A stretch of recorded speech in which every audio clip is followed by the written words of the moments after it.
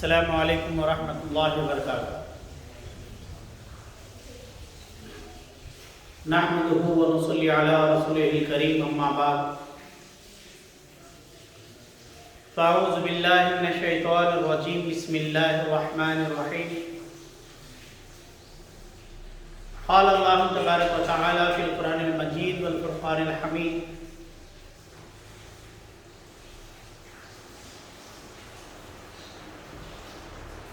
اعوذ باللہ من الشیطان الرجیم، بسم اللہ الرحمن الرحیم۔ الا ان اولیاء اللہ لا خوف علیہم ولا هم يحزنون الذین آمنوا وكانوا يتقون آمنت باللہ صدق اللہ العظیم۔ معزز سامعین کرام، اللہ سبحانہ و تعالی ہم تمام پہ کرم فرمائیں،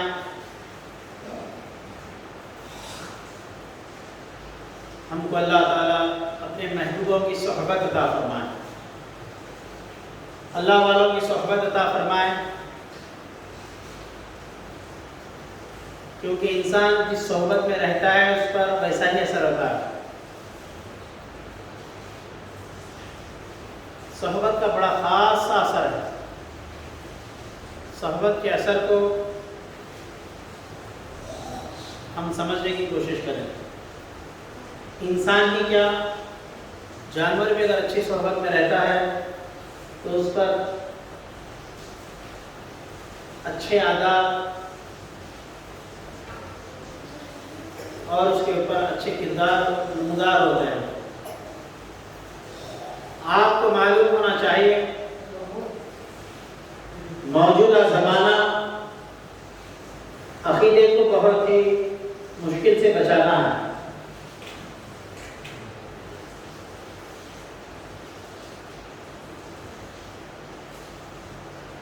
موجودہ زمانے میں ہر طرف سے عقیدوں میں بھرمار ہو رہی ہے۔ آپ کو معلوم ہونا چاہیے عقیدہ ہی سب سے بڑی چیز ہے اس دنیا میں۔ اس لیے میں اللہ سے ہمیشہ یہ دعا کرتا ہوں آپ کے لیے اور میرے لیے کہ اللہ تعالی ہم سب کو مسلک اہل سنت والجماعت پر قائم رکھے، گمراہی سے وہابیت سے اللہ ہماری حفاظت فرمائے۔ یہ مہینہ بزرگوں کا مہینہ کہا جاتا ہے۔ اس مہینے میں حضرت سیدنا غوث الاعظم دستگیر رحمۃ اللہ تعالی علیہ کا یہ مبارک مہینہ دستگیر کے مہینے سے یاد کیا جاتا ہے، 11ویں شریف کے مہینے سے یاد کیا جاتا ہے۔ کون ہیں حضرت غوث اعظم؟ پیران پیر ہیں، روشن ضمیر ہیں۔ آپ نے آپ کے والد حضرت ابو صالح رضی اللہ تعالیٰ، نوجوانی کا زمانہ ہے، آپ جا رہے تھے، غوث اعظم کے والد بزرگوار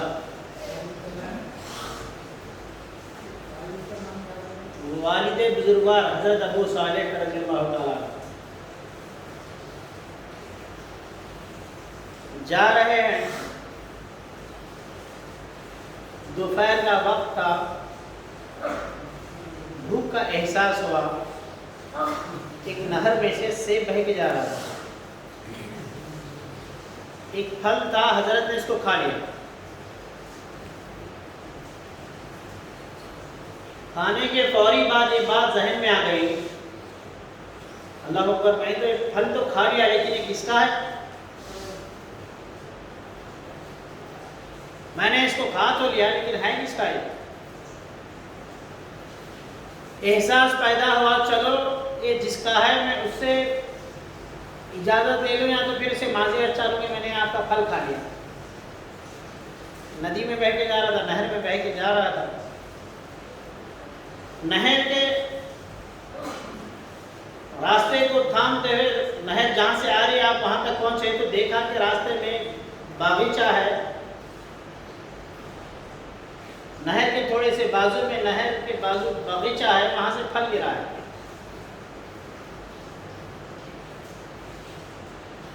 حضرت اس باغ میں داخل ہوئے اور باغ والے سے ملاقات کی، بولے میں نے آپ کا ایک پھل کھایا ہے، میں چاہتا ہوں کہ آپ اس کے بدلے میں مجھ سے کچھ لیں، یا تو پھر مجھے معاف کر دیں یا تو پھر مجھے کام بتا دیں، میں اس کا حق ادا کرنا چاہتا ہوں۔ باغ کے مالک نے پوچھا، بولے کہاں سے پھل کھایا آپ نے؟ میں فلاں جگہ جا رہا تھا، وہاں سے نہر جاتی ہے تو نہر میں مجھے ملا۔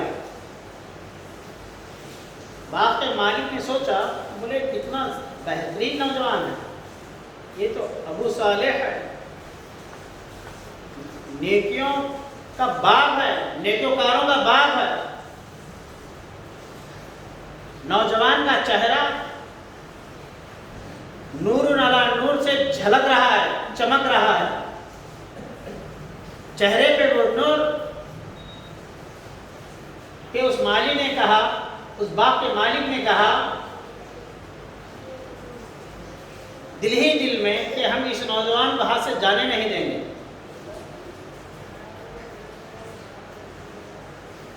پھر کہا ٹھیک ہے آپ نے ہمارے باغ کا پھل تو کھا لیا ہے، ہم اس کے بدلے میں آپ سے کام لیں گے۔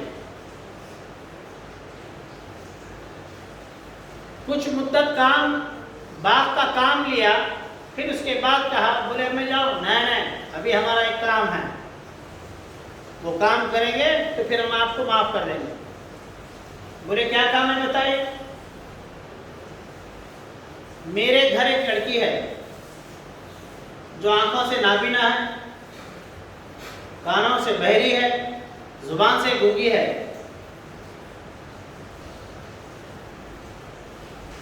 اس سے آپ کو نکاح کرنا ہوگا۔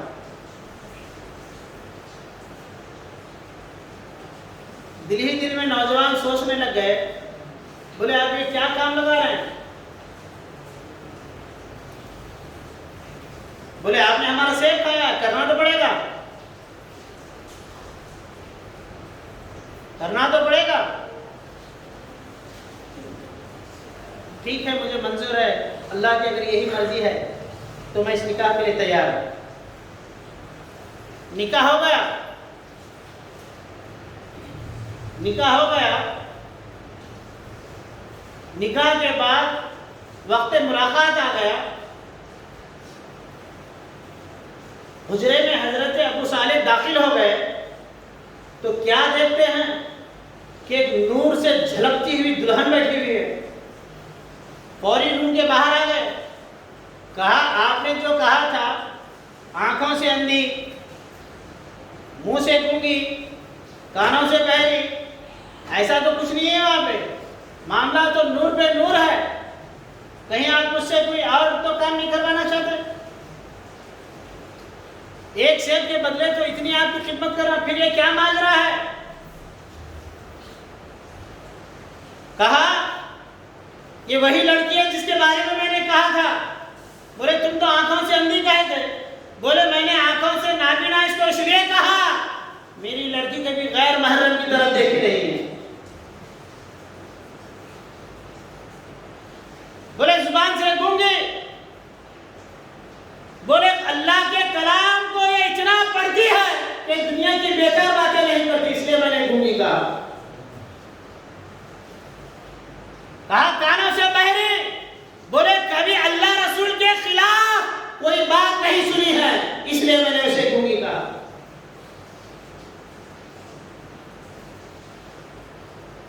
ماں ہو اس درجے کی اور والد ہو اس درجے کے کہ ایک سیب کے بدلے اتنی محنت، اتنی مشقت، والدہ کا یہ تقویٰ، ماں کا یہ پرہیزگاری، ماں کی یہ پرہیزگاری، باپ کا یہ تقویٰ، جب ایسے دو ماں باپ ملاقات کرتے ہیں تو حضرت غوث الاعظم دستگیر رحمۃ اللہ تعالی علیہ پیدا ہوتے ہیں۔ اس واقعے کو سامنے رکھ کر آپ دیکھیے آج ہمارے پاس رشتہ کرنے کے لیے مال جوڑا گھوڑا لے کر آتا ہے. کتنا لے رہے بھائی؟ بچہ ہمارا انجینئر ہے, 2-4 لاکھ روپے کماتا ہے.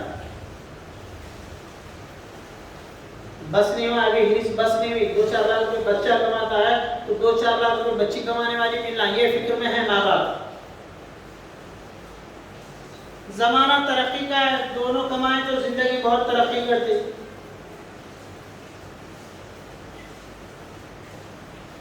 جب سے ہمارے مسلمان بھائیوں نے تقوی پرہیزگاری کے رشتوں کو چھوڑ کر مال کی طرف اپنا قدم بڑھایا ہے, مال کو سامنے رکھ کر رشتہ داری کی ہے, ایسوں کی زندگی کبھی سکون کی نہیں ہے. آپ قریب سے ان کا مطالعہ کر کے دیکھیں, قریب سے ان کی زندگی کو آپ جھانک کر دیکھیے.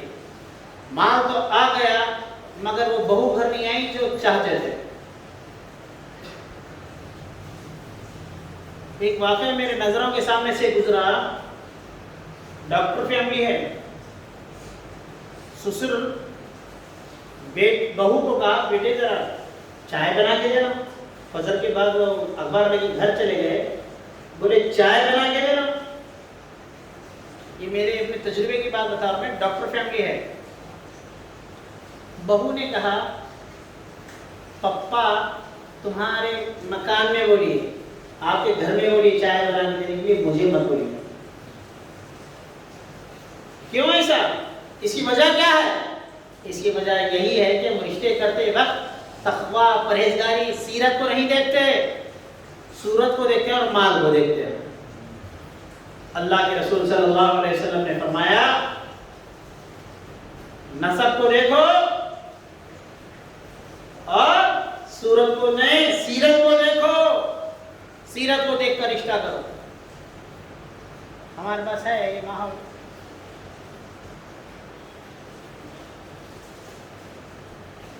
بعض لوگ تھے دنیا ہوشیار ہو گئے ہیں, بایو ڈاٹا دیکھ کے اندازہ لگاتے نہیں یہ ڈی این اے لینے کے لائق نہیں, کتنے زیادہ برابر نہ کوئی رشتہ دوسرا دیکھو.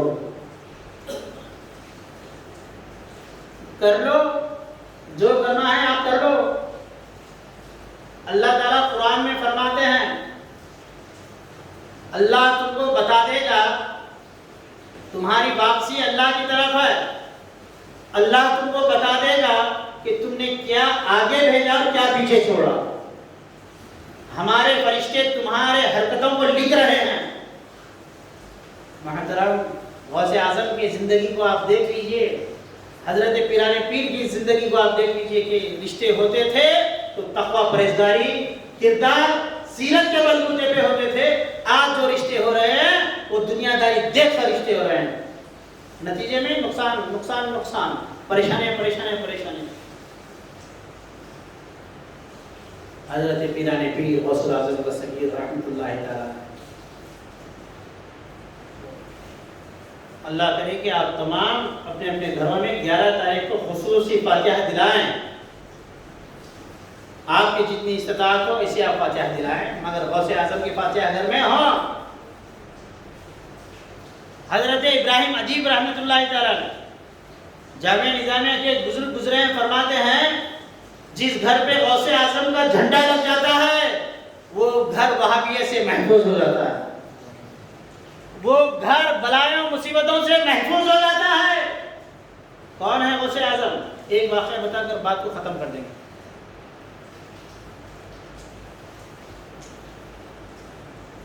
یاد رکھو مرید ہونا ضروری ہے.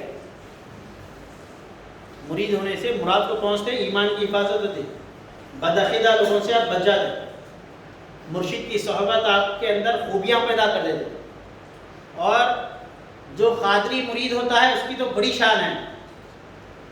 غوث اعظم کے سلسلے میں جو مرید ہوتا ہے اس کی تو بڑی شان ہے. حضرت غوث اعظم دستگیر رحمۃ اللہ تعالی علیہ کچھ دنوں سے خانقاہ میں نہیں ہے. مریدین پریشان ہیں, بولے حضور اچانک کہاں چلے گئے؟ ادھر سے ادھر یہاں سے وہاں آپ کو ڈھونڈ رہے ہیں, سرکار پیران پیر نظر نہیں آئے. حضرت پیران پیر غوث اعظم دستگیر رحمۃ اللہ تعالی علیہ ڈھونڈتے ڈھونڈتے مرید نکلے تو دیکھا کہ آپ ایک ندی کے بازو سجدے میں سر رکھے ہیں اور اللہ کی بارگاہ میں دعا کر رہے ہیں. وہ دعا یہ کر رہے ہیں کہ مالک و مولا عبد القادر اس وقت تک سجدے سے سر کو نہیں اٹھائے گا جب تک کہ تم میری دعا کو قبول نہ کر لے. کیا دعا تھی دوستو؟ دعا یہ تھی کہ اللہ پاک میرے سلسلے میں جو مرید ہوگا جب تک تو اس کا خاتمہ ایمان پر نہ کرے، اس کا خاتمہ بالخیر نہ ہو، اس کی موت ایمان پر نہ ہوگی، مجھ سے یہ آج وعدہ کیا جائے تو میں سجدے سے سر اٹھاؤں گا. حضرت غوث العظم دستگیر رحمۃ اللہ تعالی علیہ کی دعا کو اللہ قبول فرماتے ہیں اور الہام آتا ہے میرے غوث سجدے سے سر کو اٹھائیے، آپ کی دعا قبول کی گئی ہے. اللہ آپ کی دعا کو قبول کر چکا. اب ہمارے لوگوں کو ایک شک آ گیا، بولے غوث میں اتنی طاقت آئی کہاں سے؟ وہ بھی تو انسان ہے. دیکھیے صاحب، ایسے باتیں کرنے والے آپ کو بہت ملیں گے. آپ تھوڑا قرآن کے اندر جھانکیے تو آپ کو ایک بات ملے گی.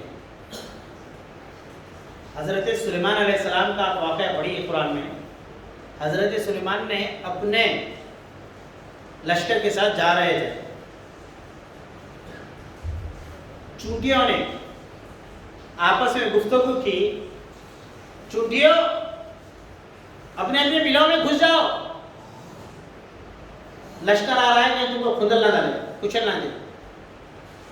قرآن ہے. چونٹیوں کی بولی کو حضرت سلیمان نے سنا. چونٹیوں کی بولی کو حضرت سلیمان نے، توجہ، اللہ کا محبوب، اللہ کے پیغمبر چونٹیوں کی بولی کو سنے اور مسکرا پڑے. قرآن نے ایسے ہی کہا، سلیمان مسکرائے. چونٹیوں کی اس بولی کو سن کر سلیمان علیہ السلام مسکرائے. ذرا غور سے کرو، اللہ نے اپنے محبوبوں کو وہ طاقت دی ہے کہ ایک ادنا سی مخلوق کی آواز کو سن لیتے ہیں. مجھے بتاؤ، چونٹی ادنا ہے یا انسان ادنا ہے؟ کون؟ چونٹی ادنا ہے یا انسان ادنا ہے؟ اللہ نے اپنے محبوبوں کو وہ طاقت دی ہے کہ چونٹیوں کی ادنا مخلوق کی بات کو سنے. یہ وہابیوں کو ہو کیا گیا؟ کہتے ہیں پیغمبر ہماری بات کو نہیں سنتے. ہو کیا گیا ہے؟ ارے پیغمبر تو وہ ہوتے ہیں جو دل میں دھڑکن ہوتی ہے تو دھڑکن کو محسوس کرتے ہیں. اللہ کے رسول فرماتے ہیں، بخاری شریف کی حدیث ہے، میں تمہارے نماز میں جو کیفیات ہوتی ہے تمہارے خوشی اور خضوع کو بھی دیکھتا ہوں. چونٹیوں کی بولی کو سنیں اور امت کی بولی کو نہ سنیں. کیسا مولوی ہے جی، کیسا ایمان والا ہے؟ اتنی طاقت ہوتی ہے. امام احمد رضا فاضل بریلوی رحمۃ اللہ تعالی علیہ نے فرمایا، دور و نزدیک کے سننے والے وہ کان، وہ دور کی بھی سنتے ہیں، نزدیک کی بھی سنتے ہیں. کانے لالے کرامت پہ لاکھوں سلام. حضرت سلیمان بیٹھے ہیں. اللہ کے ولی میں کیا طاقت ہوتی ہے؟ قرآن سے ہونا ہے. ان کو غوث کا قصہ سنا تو بے شین ہوتے. قرآن پڑھو پھر دیکھ لو. حضرت سلیمان نے بیٹھے ہیں اپنے ماننے والوں کے ساتھ، اپنے پیروکاروں کے ساتھ. حضرت سلیمان بیٹھے ہیں. سلیمان علیہ السلام کا واقعہ پڑھیا. قرآن ہے، کوئی مولوی کی بات ہے نہیں، کوئی دیوبندی یا وہابی کی بات ہے نہیں. حضرت سلیمان نے کہا، کون ہے جو بلقیس کا تخت میرے پاس فوری لے آئے؟ بلقیس کا تخت میرے پاس. بلقیس کہاں پہ ہے؟ سلیمان کہاں پہ؟ دوسرا ملک ہے، غالباً ملک سبا کہتے ہیں، ملکہ سبا، میلوں دور. حضرت سلیمان نے جب یہ کہا تو ایک جن نے کہا، میں اسے ایک دن ملاؤں گا. حضرت سلیمان ابھی بیٹھے ہیں، گفتگو چل رہی ہے. حضرت سلیمان کے ایک ولی نے کہا، جو آپ کے بازو بیٹھے تھے، کہا میں قلم جھپکنے سے پہلے لاؤں گا. کیا کہا؟ اللہ کا ولی یہ کہہ رہا ہے کہ پلک جھپکنے سے پہلے میں تمہارے پاس سلیمان حضرت بلقیس کا تخت لے آؤں گا. اور وہ تخت چھوٹا نہیں تھا جس پہ کہتے ہیں 70 گز لمبا 70 گز اونچا, گویا ایک بڑے محل کی طرح وہ تخت تھا. آصف بن برقیہ, کیا نام ہے اللہ کے ولی کا؟ توجہ سے سنو, بات کو ختم کریں گے. آصف بن برقیہ نے کہا میں پلک جھپکنے سے پہلے تخت کو لے آؤں گا. ذرا غور فرمائیے, سلیمان کے ماننے والے میں یہ طاقت ہے, سلیمان کے زمانے کے ولی میں یہ طاقت ہے کہ پلک جھپکنے سے پہلے تخت کو لے آئیں. سلیمان کے ولی میں طاقت ہے تو مجھے کہنے دو, اور سنو, سلیمان کے ولی میں جب طاقت ہے تو مجھے بتاؤ اولاد رسول, اولاد علی, حضرت غوث الاعظم دستگیر میں کیا طاقت نہیں ہوگی. قرآن نے کہا آصف بن برقیہ نے پلک جھپکنے سے پہلے اس تخت کو لے آئے. پلک جھپکنے سے پہلے قرآن ہے, موجود ہے, پڑھو. اب یہاں سوال یہ پیدا ہوتا ہے, جب سلیمان کے ماننے والے میں, سلیمان کے ولی میں جب تاثیر ہے تو پھر سلیمان میں کیا ہوگی؟ سلیمان میں کیا ہوگی؟ پھر سلیمان خود منگا لیتے, سلیمان علیہ السلام خود منگا لیتے. حضرت سلیمان نے بتا دیا, پیغمبر تو پیغمبر, جو پیغمبر کا ماننے والا ہوتا ہے, جو اللہ کا محبوب ہو, اس میں بھی ایک طاقت ہوتی ہے کہ پلک جھپک دے تو پھر وہ اتنا بڑا تخت بلقیس کو پلک جھپکنے سے پہلے لے آئے.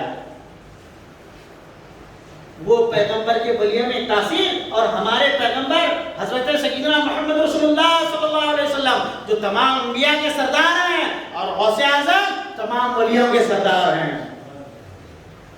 اب سوچو وہ کیا سے کیا کر دیں, چاہے تو پل میں تقدیر بدل دیں, چاہے تو پل میں تقدیر بدل دیں, بندے کو مولا سے ملا دیں.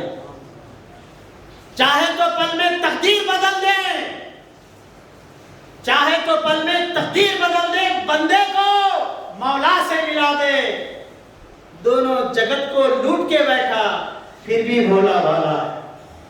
ایسے وہ ولی ہیں کہ جن کی نظر سے ساری دنیا میں, خاص طور پہ ایشیا میں دین پھیلا, اسلام پھیلا. ایسے ولی کی ہم یاد نہ منائیں, ایسے پاک سردار اولیاء کی ہم یاد نہ منائیں, یقیناً یہ غداری ہوگی. حقیقت یہ ہے, ایمان اگر سلامت رکھنا چاہتے ہو دلوں میں تو غوث اعظم کے گھروں میں اپنے فاتحہ دلاؤ. بچوں کو بتاؤ کہ ہم وہابی نہیں ہیں, ہم پیدائشی سنی ہیں اور اہل سنت والجماعت پر جیئیں گے. اہل سنت والجماعت پر ہمارا خاتمہ ہوگا. ہم جب پیدا ہوئے تو خوشیوں میں خوب کھلائے, جب ہم مریں گے تو بھی کھلائیں گے. وہ لوگوں کے پاس نہ عیدہ نمبر آتا ہے, سال میں 2 گدے. ارے دیوانے, زندگی کو غنیمت جان, زندگی کا ہر لمحہ تیرے لیے عید ہے, عید ہے, عید ہے. اللہ پاک کی بارگاہ میں دعا کرتا ہوں کہ اللہ پاک ہم سب کو حضور سیدنا غوث الاعظم دستگیر رحمۃ اللہ تعالی علیہ کا فیضان عطا فرما. رب قدیر حضرت غوث الاعظم دستگیر رحمۃ اللہ تعالی علیہ کے فیض و برکات ہم سب کو عطا فرما. رب قدیر ہم کو وہابیت سے محفوظ فرما. رب قدیر ہم کو نزدیت سے محفوظ فرما. دیوبندی ہونے سے بچا, وہابی ہونے سے بچا. رب قدیر مولا تعالی ہم سب کو قادری بنا, قادریوں میں رکھ اور قادریوں میں ہمارا محشر فرما. وصلی اللہ تعالی علی خیر خلق نور عرش محمد وعلی آلہ وصحبہ اجمعین برحمتک یا ارحم الراحمین. الحمدللہ رب العالمین. سنت نماز کے لیے موقع دیا جائے. سنت